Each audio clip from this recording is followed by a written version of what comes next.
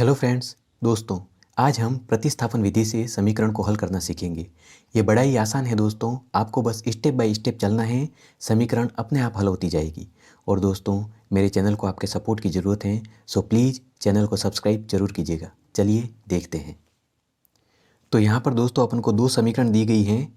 4x + 3y = 25 और 5x - 2y = 14।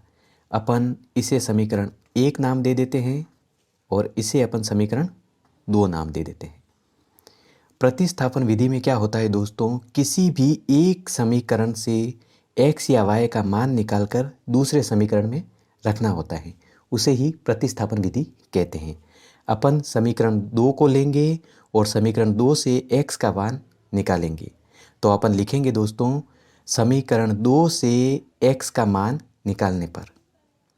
तो अपन ने लिखा दोस्तों, समीकरण 2 से x का मान निकालने पर। आप चाहो तो y का मान भी निकाल सकते हो। अगर y का मान निकालोगे तो अपन लिखेंगे समीकरण 2 से y का मान निकालने पर। किसी भी समीकरण से x या y का मान निकालना है।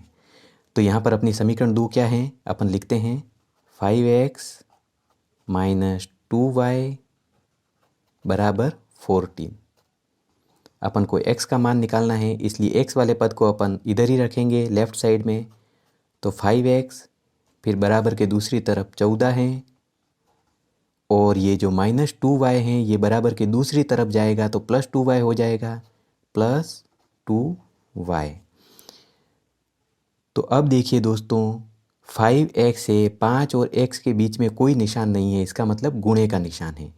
तो यहाँ से x का मान आएगा, x बराबर हो जाएगा दोस्तों 14 + 2y, और पूरे के बटे में ये 5 इधर x से गुणा कर रहा है तो इधर जाकर भाग करेगा, तो 5 बैठ जाएगा बटे में।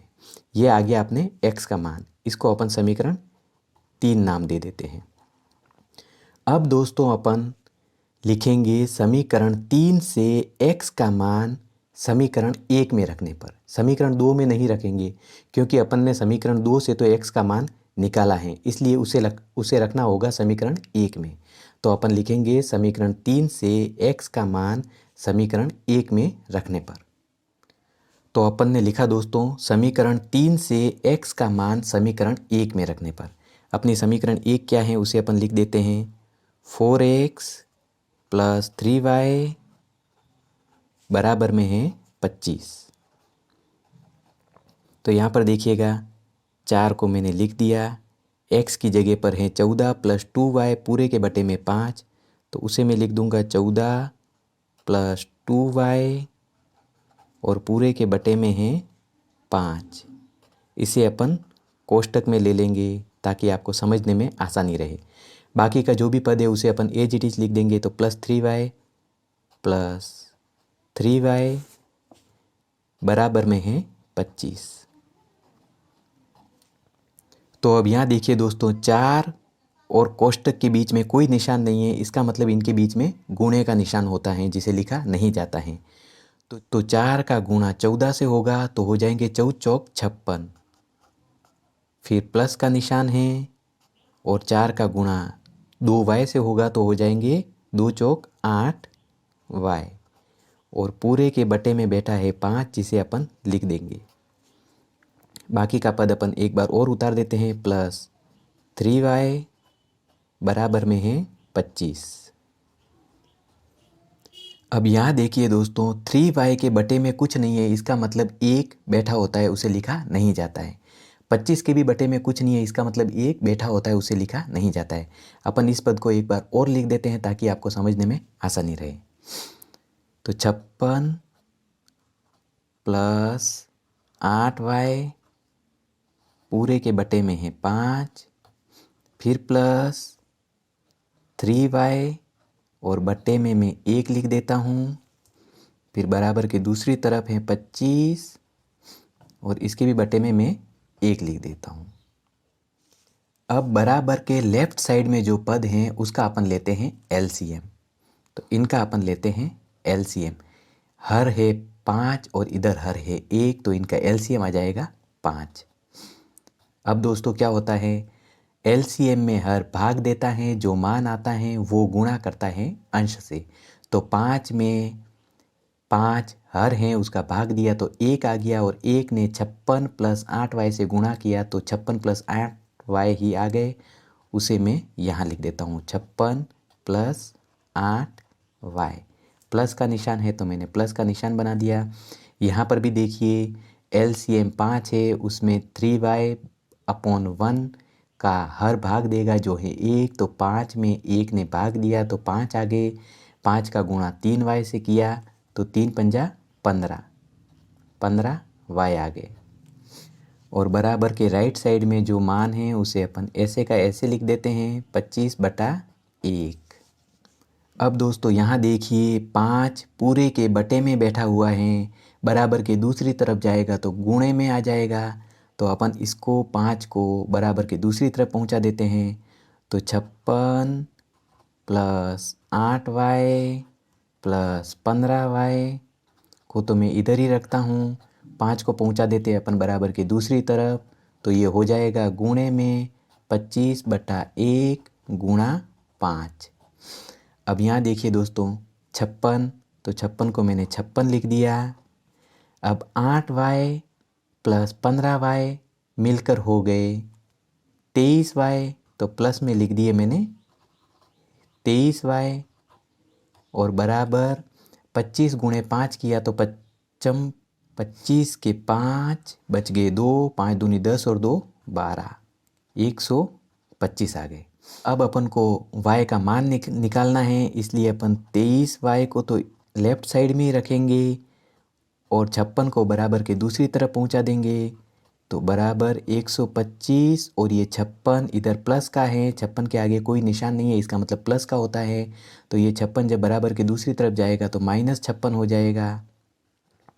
तो यहाँ से दोस्तों 23y बराबर 125 - 56 अपन करते हैं तो हो जाएंगे अपने पास में यहाँ 9, और यहाँ पर आ जाएंगे 69।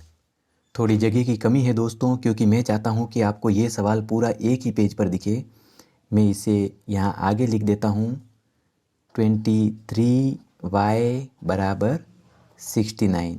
तो यहाँ से y आ जाएगा y बराबर 69, और 23y के बीच में कोई निशान नहीं है, इसका मतलब गुणे का निशान है। तो ये 23 बराबर के दूसरी तरफ जाएगा तो बटे में हो जाएगा, भाग में हो जाएगा। अब 23 × 23, 23 × 3 = 69। तो यहाँ से अपने पास में y का मान आ गया 3। अब दोस्तों इस y के मान को आप समीकरण 1, 2 या 3 तीनों में से किसी भी समीकरण में रखिए, आपके x का मान आ जाएगा। अपन y के मान को समीकरण 3 में रखते हैं, तो अपन लिखते हैं y का मान समीकरण 3 में रखने पर। तो दोस्तों अपन ने लिखा y का मान समीकरण 3 में रखने पर। अपनी समीकरण 3 को अपन एक बार यहाँ पर लिख देते हैं। x बराबर 14 + 2y बटे में है 5। अपन y का मान समीकरण 3 में रख देते हैं। तो x बराबर 14, फिर प्लस का निशान 2y, y की जगह अपन 3 को लिखेंगे तो 2 × 3 हो जाएगा, क्योंकि दोस्तों 2 और y के बीच में कोई निशान नहीं है, इसका मतलब गुणे का निशान है।